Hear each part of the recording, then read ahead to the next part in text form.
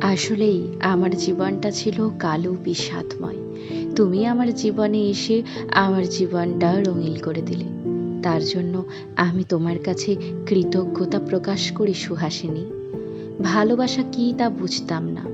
তুমি এসে বোঝালে, ভালোবাসলে। আমি তোমাকে অবহেলা করে গেছি। কিন্তু তুমি শুধু একাই আমাকে প্রাণপণে ভালোবেসে গেছো।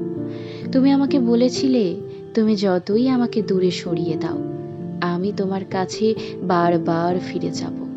কিন্তু ভাগ্যের নির্মম পরিহাসে তুমি আজ আর আমার কাছে নেই। তুমি আকাশের চাঁদ হয়ে গেলে কেন, যাকে আমি আর কখনোই কাছে পাবো না।